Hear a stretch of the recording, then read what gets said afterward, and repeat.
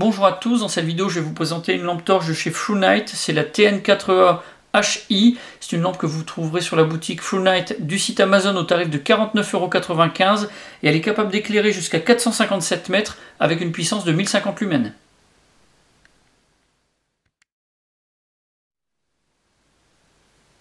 Pour le packaging, on va voir une boîte en carton recyclé rigide, quelque chose d'assez sobre. Ça arbore le nom de la marque. On aura également sur un des côtés le dessin de la lampe. Et puis de l'autre, comme information, l'adresse de la société. Et puis ici, quelques indications, notamment le type d'éclairage. Du cool white. À l'intérieur, pour la protection, quelque chose qui est très bien fait.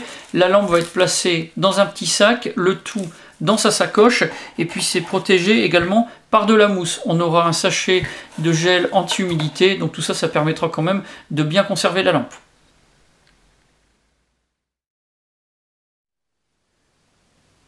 Le pack est constitué de la lampe qui est fournie avec un adaptateur pour placer les piles. On aura aussi une sacoche, un peu de documentation et quelques pièces complémentaires. On va voir tout ça en détail.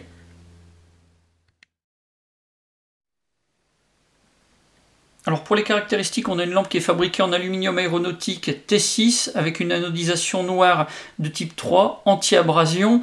La LED, c'est une Creux XPL HI avec une durée de vie de plus de 20 ans.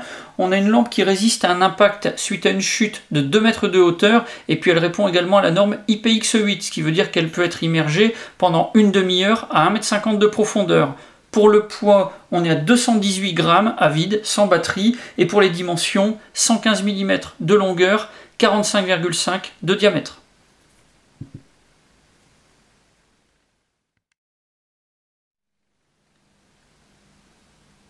Comme documentation, on va avoir une carte de remerciement pour l'achat de la lampe avec dessus l'adresse électronique du service client de chez Fluenight. Et puis on aura également une notice, donc un mode d'emploi complet avec en plus toutes les caractéristiques techniques de la lampe. C'est très clair, cependant c'est écrit uniquement en anglais.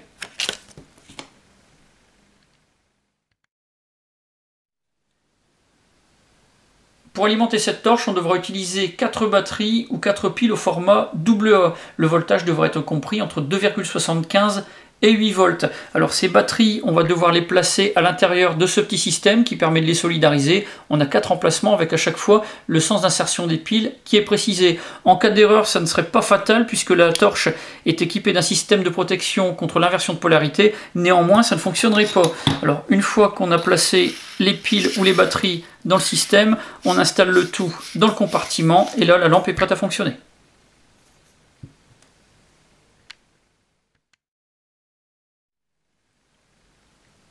Pour vérifier l'état des batteries, c'est vraiment très simple. Au milieu de l'interrupteur, on a un petit voyant lumineux. S'il est allumé en bleu, tout va bien. Si par contre il s'allume en rouge, ça veut dire qu'il est temps de changer les piles.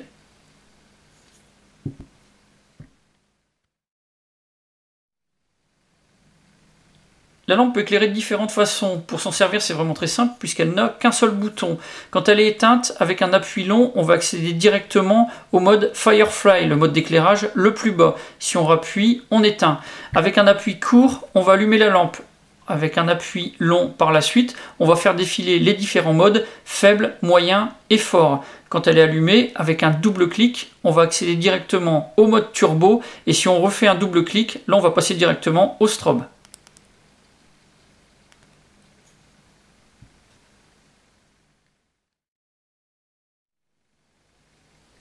La lampe est équipée d'une fonction mémoire, donc quand vous allez la rallumer, elle va reprendre automatiquement dans le dernier mode utilisé. Ça va être uniquement valable pour le mode faible, moyen ou fort. Le strobe, le turbo ou le Firefly en sont exclus.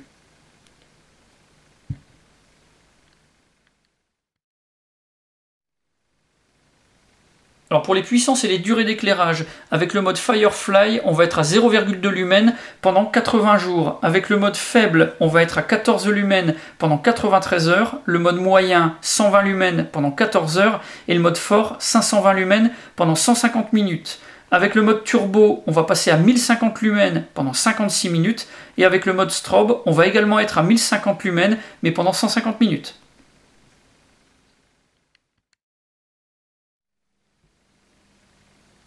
La TN4A HI, elle est également dotée d'un système de contrôle de température, ce qui veut dire que si elle est allumée pendant trop longtemps et que sa température venait à dépasser le seuil de 80 degrés, elle se couperait automatiquement, tout ça pour éviter des dégradations.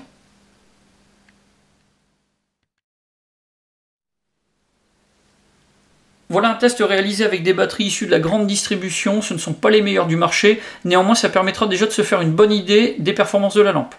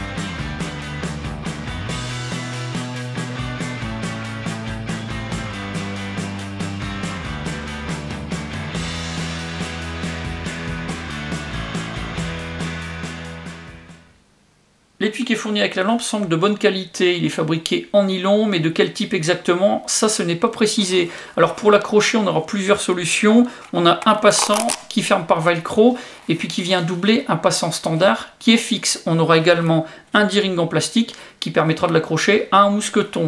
Pour fermer, on a un rabat avec velcro, et puis tout l'étui est doublé avec du néoprène. Donc ça garantit quand même pas mal de sécurité pour la lampe.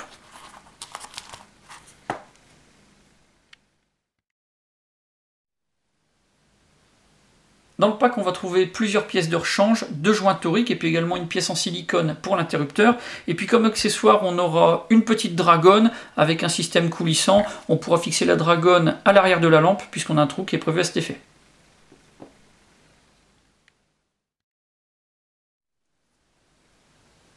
Pour cette lampe, j'ai un avis qui est très positif. Elle a été fabriquée avec beaucoup de soin, avec des matériaux de qualité, et puis elle bénéficie de plusieurs modes d'éclairage qui permettront de s'adapter aux différentes situations d'utilisation. On a quelque chose qui fonctionne avec des batteries ou des piles qui vont être très faciles à trouver dans le commerce, à des tarifs assez abordables, donc tout ça c'est très bien. Le pack est complet, on va avoir l'adaptateur pour placer les piles, un étui pour placer à la ceinture, donc ça la rend vraiment très intéressante.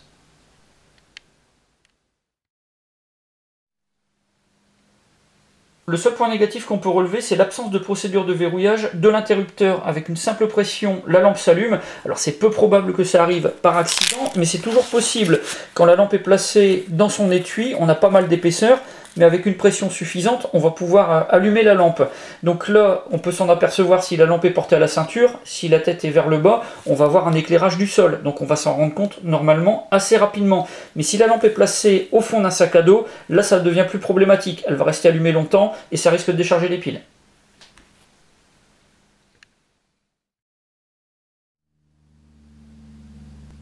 Voilà pour la présentation de cette lampe de chez Fluonite. Si vous avez des questions, bien c'est comme d'habitude, vous avez la partie commentaires et la boîte de réception. Et puis dans la description de la vidéo, je vous mets plusieurs liens, ceux du site Fluonite et puis également de la boutique Fluonite sur le site Amazon. J'en ai maintenant terminé et je vous dis à bientôt pour d'autres vidéos.